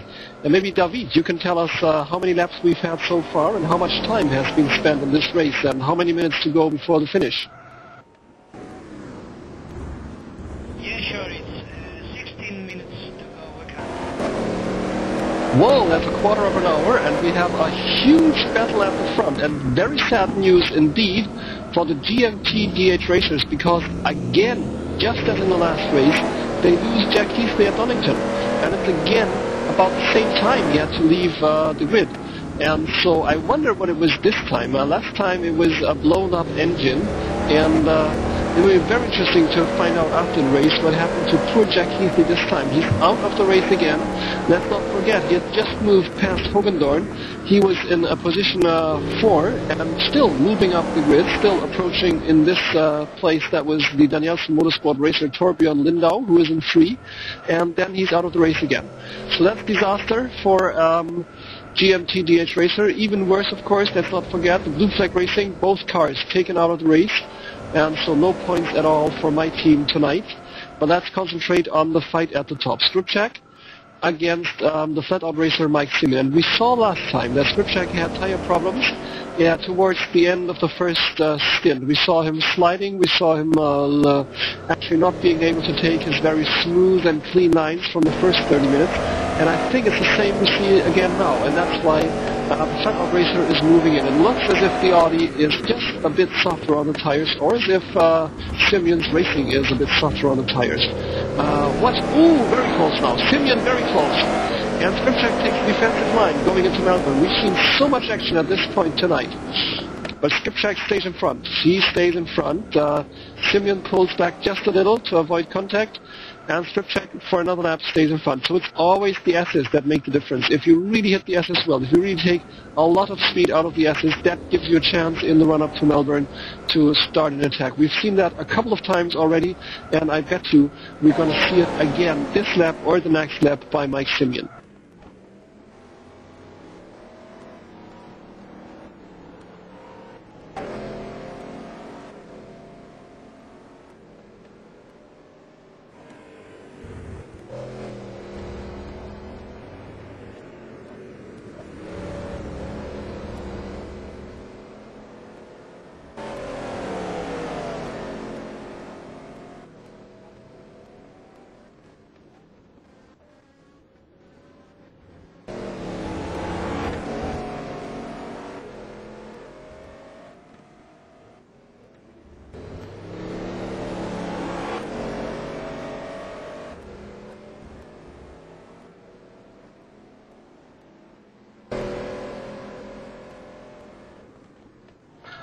And brilliant lap here apparently for Marcin. He feels the heat and he is responding in style. If you remember how close they were last lap, now they're a little bit apart. Another racer had to leave. Donington GP. This time it's disaster that strikes for the Donington Motorsport. Peter Larsson is out of the race here at Donington, and so I think we're down to 15 racers still on the grid with 21 we were at the start.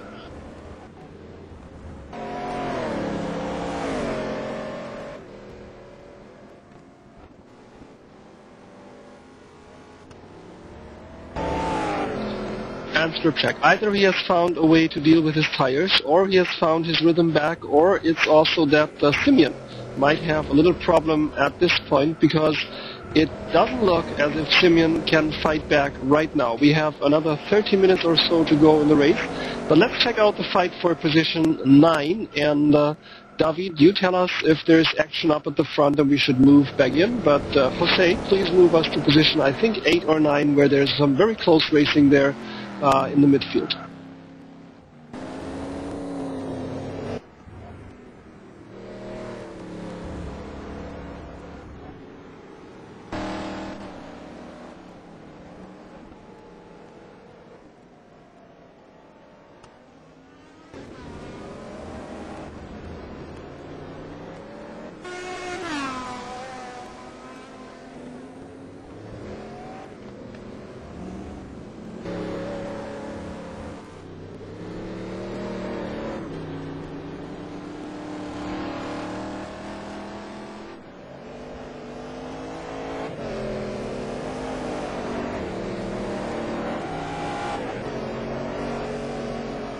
Okay, here we have P10, Andreas Hultgren.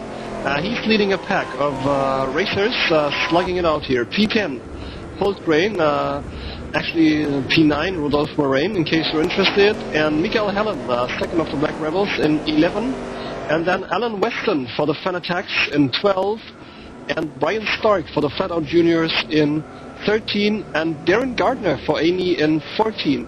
Still within striking distance of position number 13, so that is a very close fight indeed here. And many different teams involved, many different skins involved, so nice compact group here. I think the racers are all about 1 to 1.5 seconds apart, but everybody here within striking distance, I would say.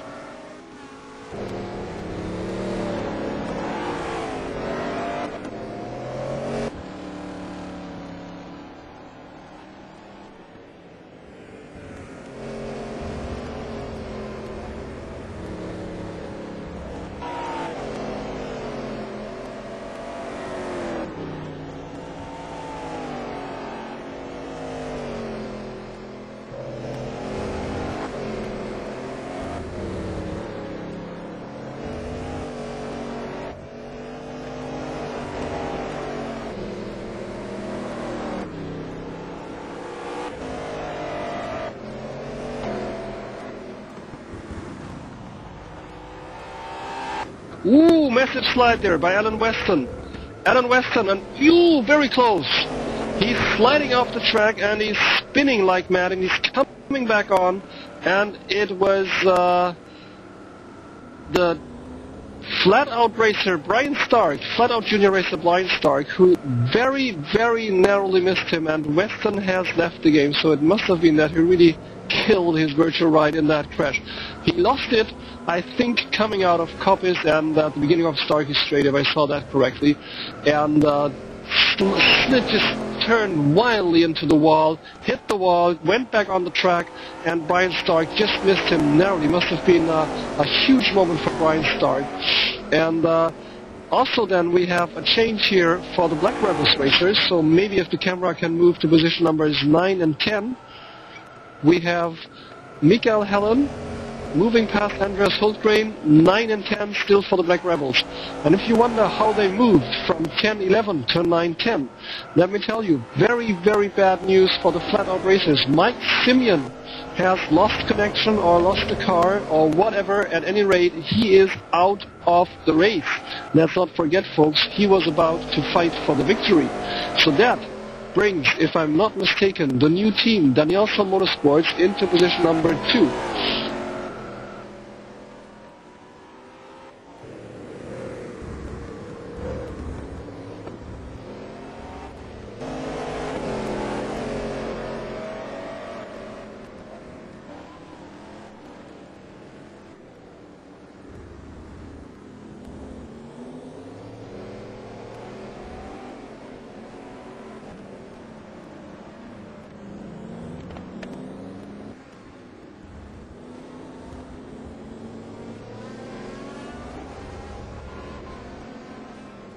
we're with Mikael Hellén in 9, and let's simply move up the grid slowly to give you an overview of the people in what would be in most racing classes the points, like the first 8 positions.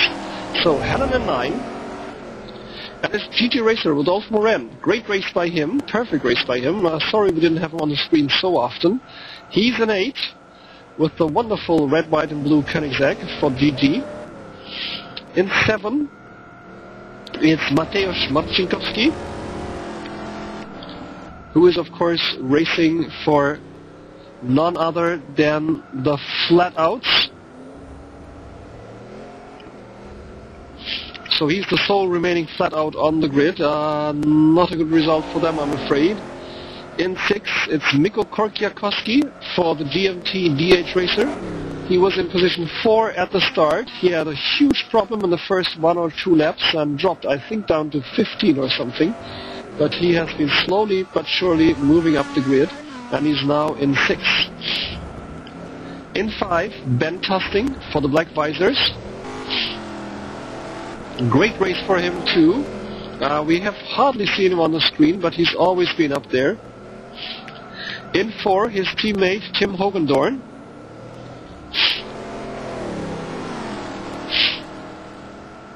In 3, the Roaring Pipes Maniacs racer number 2, Niklas Veterinen. We've heard it's his first time that he does a real kind of competitive race in the GT cars.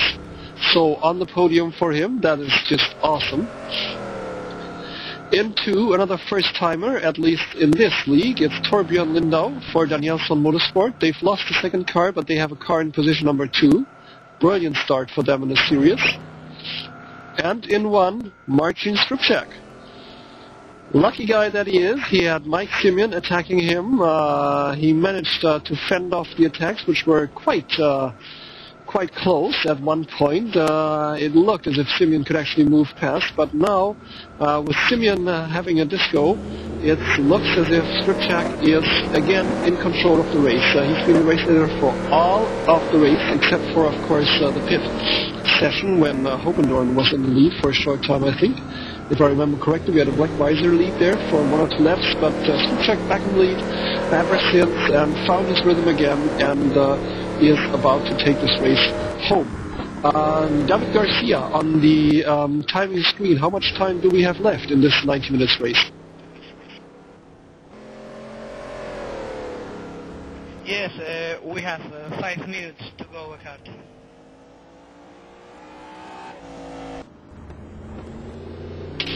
So 5 minutes it is, and at virtual Donington that makes about 3 to 4 laps.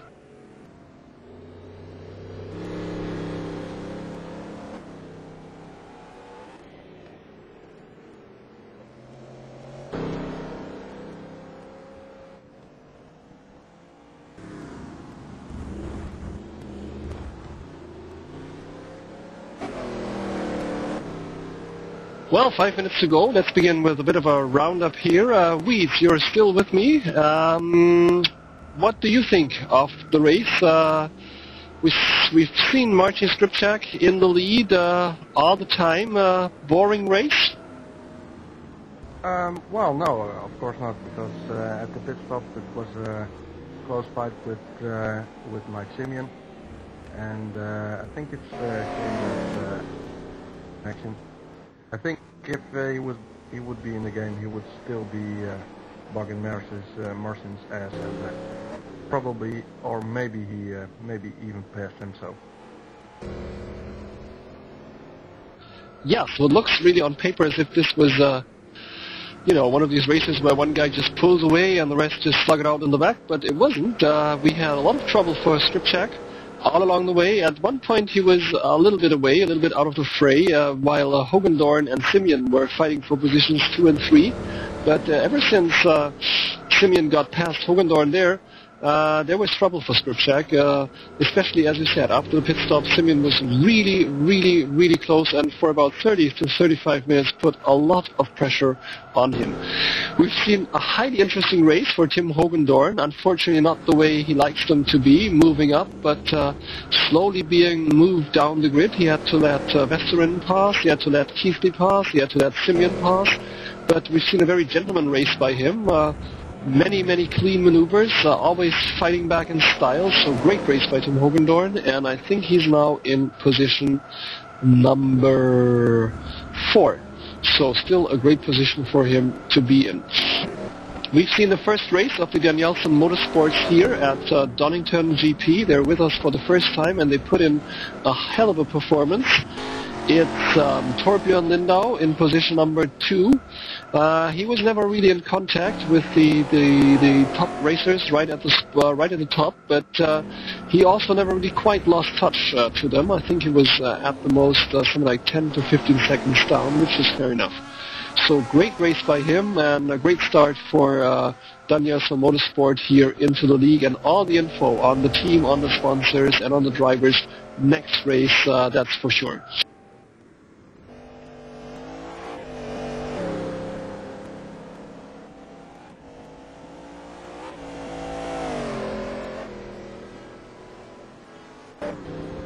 And while we're doing our roundup, I think the best team result, again, is the Roaring Pipes Maniacs, because not only do they have Marcin Skrzypczak in number 1, they also have Niklas Veterinen in number 3, so that gives them something like 25 plus 21 points equals 46 points overall, and if they can also notch up the fastest lap and the pole, which they have done, that should give them 47 or 48 points. So a massive hole here, so they should be back in top after this race.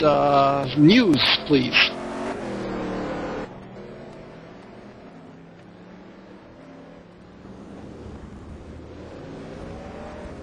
And the news is that this is the last lap for Skrzypczak, so let's stay with him in position number 1. Deserves all the airtime he can get.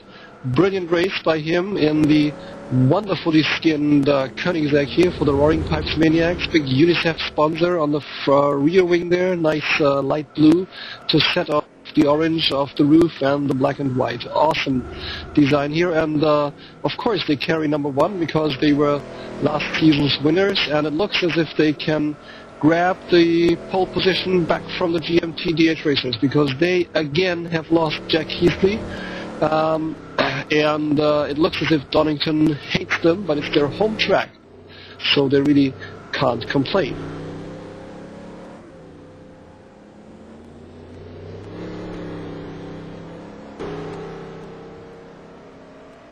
And for the last time, he moves into the S's. Still on an attack line here, as far as I can see, still cutting the curves there, just as far as the marshals will let him do it.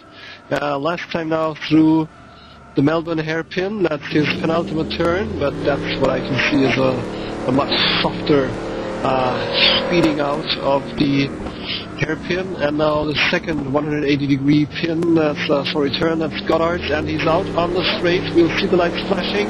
It's another great victory for the Roaring Pipes Maniacs here at Donington at the GMT-DHR racing race, and it's Marcin Skrzypczak who is the winner of this race.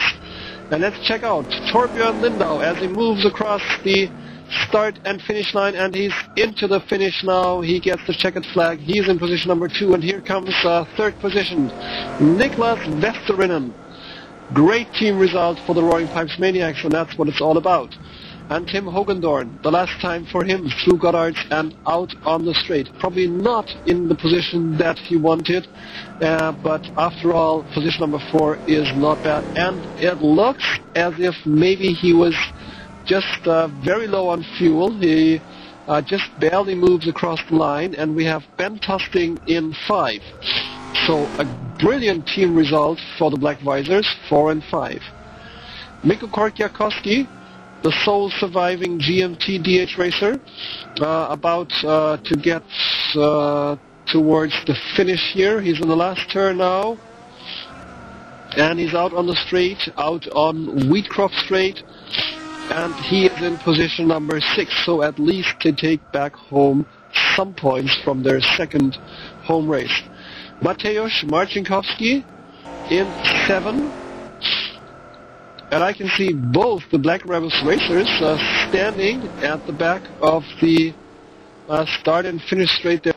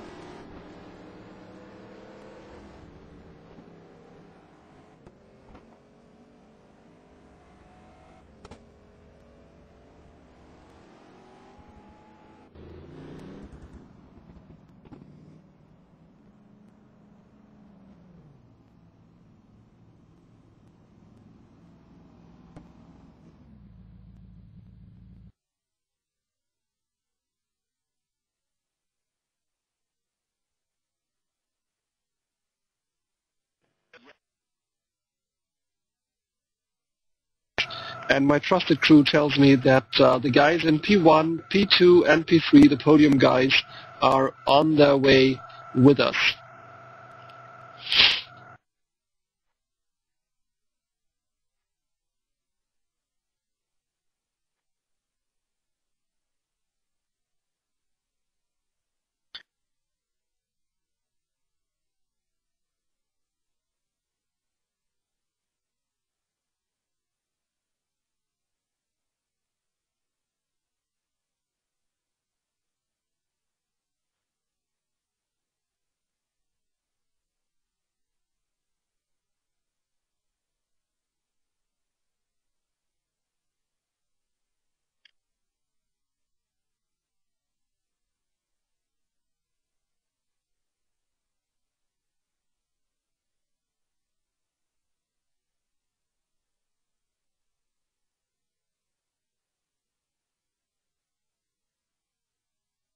So, I hear that the RPM guys are with me,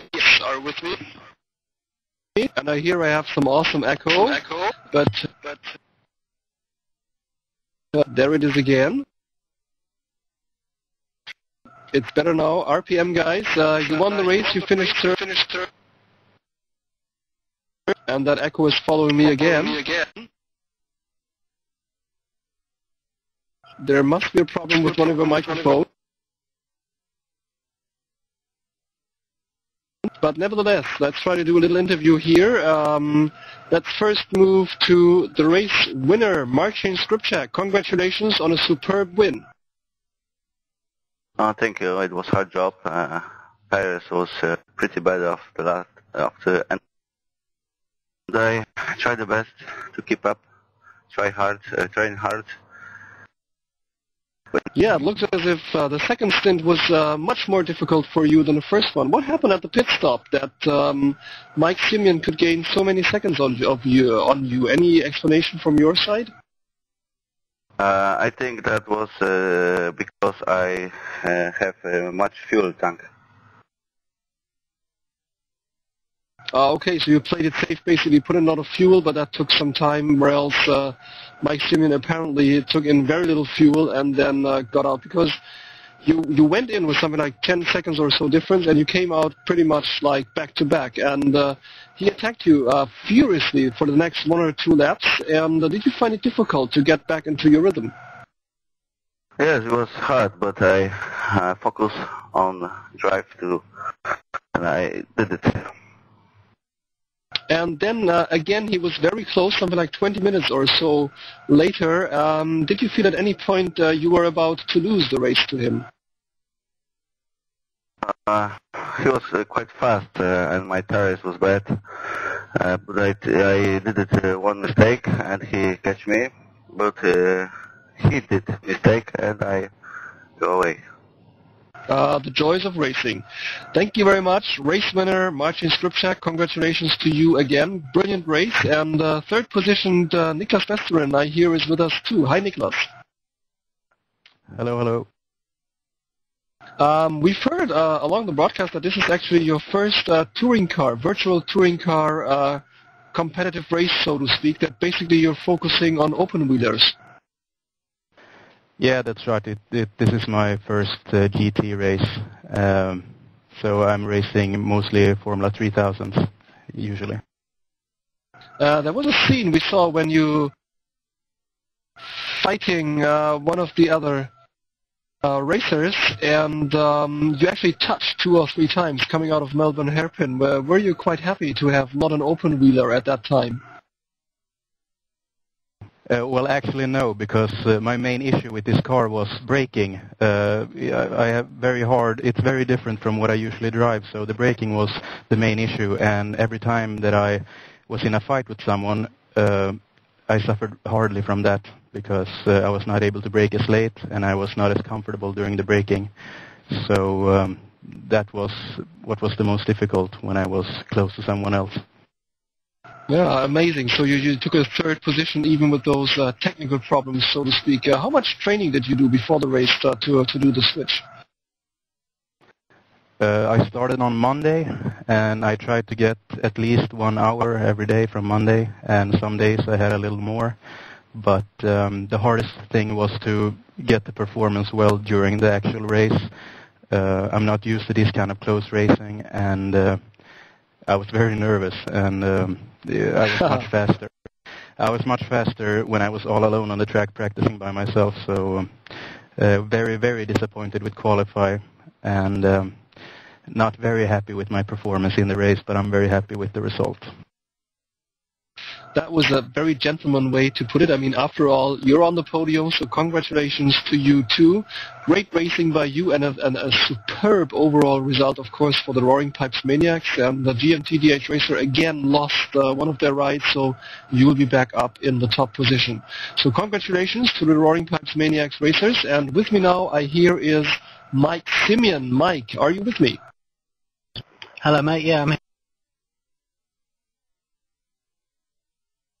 And so, Mike, before we come to the P2, of course, Mike, you must be the most disappointed racer out there tonight. Well, yeah, I was having trouble not to kick my computer to bits, actually, after that. It blue screened on me just as things were getting interesting in the second stint. So, yeah, I'm gutted. Awful. You came out of the pits hot on the heels of the race leader. What happened in the pits? Did you take no fuel at all? No, I just worked out a nice strategy. I don't know what happened in the pits, really. It seems I always make up a bit of time there. No idea really why. I just took on 90 litres of fuel. I'm sure similar to everyone else. So I don't know why I seem to, make up that time in the pits, but it works. So I don't know. Yeah, and then you had a very interesting 1 or 2 laps where we saw you almost past the race leader, almost past Marcin, and he then managed to get back into his rhythm, didn't he? And managed to pull away a little. Yeah, I think the most important part for me was not to make any mistakes. I didn't want to risk too much trying to overtake. I knew that my tyres were going to last better than his. After driving the Koenigsegg last season, I know how hard it is on the tyres, especially at the end of the stint. So I knew I just had to stay in touch really until the last 10 laps, and then start to put on the pressure and see if I could make any moves. But yeah, unluckily for me, it got a blue screen. Yeah, we were so sorry to see you go. It was a massive fight. We watched it, and you were again closing in, weren't you? And about, as you said, to put in that little extra bit. We saw many maneuvers there going through the S's, cutting across the second part of the curves. Didn't you get loads of warnings from the marshals? No, I only got one, which was quite early in the race. I think when I was having a battle with Tim, which was a great battle, by the way, Tim, if you're out there. Yep. Yeah, and so it was, it's just I learnt the line through there. I knew what I could get away with, and just pushed it every time.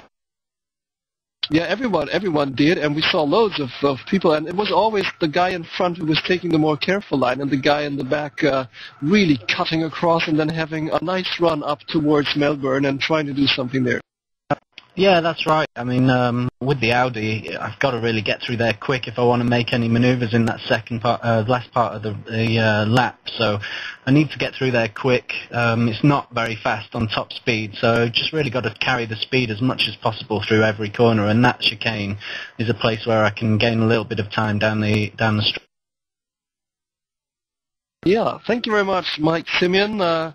Almost a great race for you, but a very unhappy one in the end. But I hear that also we have the silver medalist, so to speak, second position racer for Daniels Motorsport with us, Torbjörn Lindau. Torbjörn, are you with me? Yes, I'm here. Well, brilliant performance by you here in the new league. How do you like it around here? I think it was great. It was very nice driving of everyone, and I just enjoyed it. So weren't you a bit confused, because one of the Fanatec races, there seems to have been a problem with the skin, and he actually raced in what I think is your original skin in the original game, also black and green, and must have looked crazy, a bit strange for you when you came up to him lapping. I didn't notice that too much. I saw him and I saw that he had that skin, but maybe I just thought it's not a teamy, I'm not sure. it was not a problem anyway.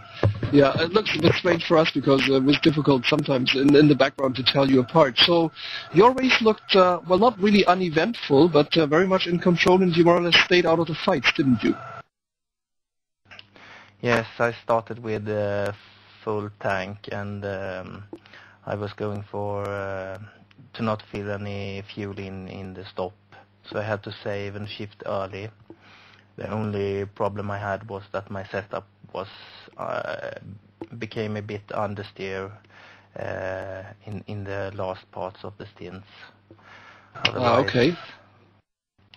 Otherwise, my first stint, I held my position, and in the end I had a few other drivers overtake me, and then in the pit stop I came out third. I tried really hard for a few laps, but I saw that I couldn't catch up with the leaders or the seconds, so after that I was just driving until the finish flag. Which sounds easy, but looking at your lap times, it was still a brilliant performance there. And what about the overall quality of the racing here in the Sim Racing Team Challenge? You've probably raced in different places before. How do we compare to other leagues? I have just competed in the Swedish Sim Racing League before, and I think this is at least as good as the Swedish Sim Racing League. We don't have the broadcast and the interviews. That's a very big step forward for our team. Okay, and we'd just love to have you with us. Always good to get good teams attracted to the series, and I mean, coming out of nowhere, well, not nowhere for you, but nowhere for us, and then ending up on the podium in position number 2. Brilliant performance there. Any news on what happened to your teammate? We lost Peter Larsson somewhere in the second stint.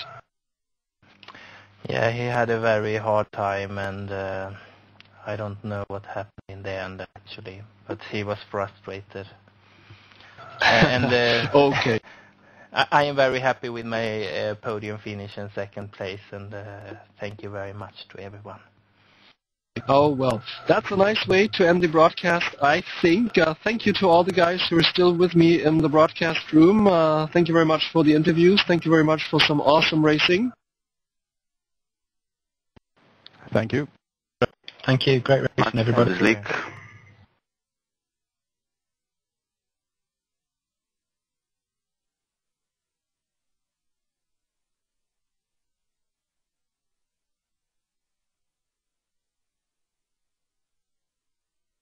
And we have some very nice news here, family news, to finish off the broadcast for you. Congratulations to Clive Siggs of the Black Rebels Racers, another young dad out there in sim racing. We have 2 of them, the Blue Flaggers. We have Sébastien Poitevin, also for Team GG. We have William Jung in our team and Theo de Bruyne in our team. So lots of young dads out there. Congratulations, Clive Siggs. And that's what really makes the Sim Racing Team Challenge also so nice and so great to be in. People know each other. People actually also share their private lives with each other. So, Clive, congratulations from us, and let us know if everything went well and what the name of the newborn is. And I'm Eckhard von Glan. I'm with you now for only a minute or more, and congratulations. Oh, sorry. Big thank you again to the guys who were with me tonight. Thank you to Reed for giving me all the relevant information. No problem, man. Glad to be here. And thank you for David and Jose for the broadcast. Thanks to you, Eckhard, and your awesome job. It's amazing.